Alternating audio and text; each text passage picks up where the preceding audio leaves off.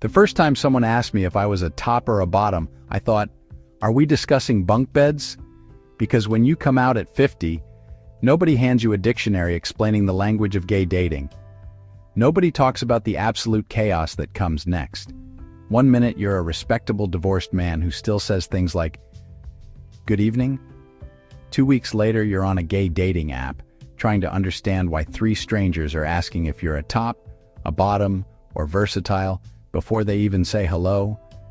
And that's the moment the realization hits you. Coming out of the closet was the easy part. Dating men is the real adventure. Almost everyone celebrates the moment you step out of the closet. Your friends clap. Your therapist nods proudly. Your ex-wife writes a thoughtful Facebook post about courage and authenticity. Everyone acts like the hard part is over, but nobody prepares you for what happens next. Dating. Because the moment you step into the gay dating world after living half a century as a straight man, it feels like someone grabbed you by the shoulders, threw you into the deep end of a swimming pool and yelled from the edge, "Good luck, sweetheart." And suddenly you're surrounded by words you've never heard before. Top, bottom, versatile, bear, twink, otter, daddy, side, passive top. And when someone calls you daddy, you're not sure whether to feel confused, offended, or secretly flattered. You spend the first few months nodding politely in conversations while thinking, what language are these people speaking? Because straight dating has rules everyone understands. You go to dinner, you talk about your job, you talk about hobbies, maybe you talk about the weather and complain about traffic. Gay dating.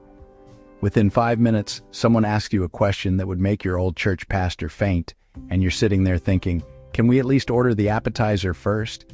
And the other person thinking, hurry up, you are my dessert. Then, one day, someone introduces you to dating apps, and that's when the real cultural shock begins. You open one of these apps and suddenly it feels like you've walked into a digital nightclub, where everyone is shirtless, confident, and apparently living within 3 miles of your house. Profiles everywhere, photos everywhere, and messages that appear faster than your brain can process. Sometimes the first message you receive simply says, host, and you sit there staring at your phone wondering if the man is asking you to organize a dinner party. But here's the part nobody really talks about. For many men who come out later in life, dating is not just exciting, it is emotional, deeply emotional. Because when you have spent 30 or 40 years hiding who you are, when you have spent decades denying affection, suppressing desire, pretending to be someone else, the first time another man truly sees you can feel overwhelming. Someone calls you handsome. Someone holds your hand. Someone looks at you with genuine interest. And suddenly, emotions you buried for years come rushing to the surface like a flood breaking through a dam. That's why some men fall in love very quickly after coming out. Not because they are foolish, but because they have been emotionally starving for so long. When someone finally offers warmth, the heart can mistake that warmth for destiny. You go on 2 dates, maybe 3. The man laughs at your jokes. He touches your arm when he speaks. He sends you goodnight messages, sometimes a naughty pic at midnight, and suddenly your mind is redecorating the living room you will someday share together. Slow down, my friend. That's not love yet. That's oxygen after being underwater for 30 years. Now here is where I put on my wise gay uncle hat for a moment. And baby, it is a pinky hat with a few years of experience dating gay men. Because while dating can be beautiful, it can also be dangerous when you are new to the world. Loneliness can cloud judgment. Flattery can feel like truth. But have you ever heard the saying, flattery can take you everywhere? And unfortunately, there are people in the dating world who know exactly how to recognize vulnerability. Some men move fast, too fast. And baby, I'm not talking about what happens under the sheets. They talk about love before they know your middle name. They push for emotional commitment before trust exists. Sometimes they ask for money. Sometimes they ask for favors. Sometimes they disappear the moment you stop giving them attention. It happens more often than people admit. And let me add one quick piece of advice your sarcastic gay uncle wishes someone had told him. If a man you just met online starts asking for money or very personal photos, that is not romance. That is a scam-wearing cologne. But none of that means you should stop dating. It simply means you should date with your eyes open. You can close then later. Because the truth is, the best way to meet someone often isn't on an app at 2 in the morning when everyone is feeling lonely and impulsive.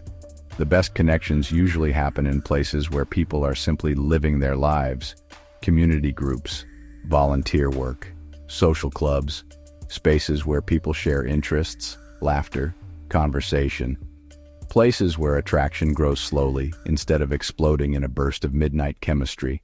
Dating after 50 requires something many of us forgot how to practice: patience. You are not late to love. You are simply beginning a chapter that many people started earlier, and there is nothing wrong with learning slowly. Learning how to flirt, learning how to trust, learning how to recognize the difference between desire and genuine affection. You are allowed to explore, touch. You are allowed to laugh at your mistakes. You are allowed to stumble a little while figuring things out, because here is the truth. Coming out later in life does not mean you missed your chance at love. It simply means you arrived later to the party. And the good news is, the party is still going. So wear your tutu and put on your makeup, baby. Just remember one small piece of advice from your sarcastic gay uncle.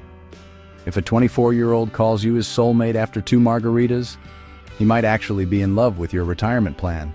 So take your time, trust your instincts, and most importantly, take your time, protect your heart, and enjoy the beautiful, messy adventure of finally being yourself.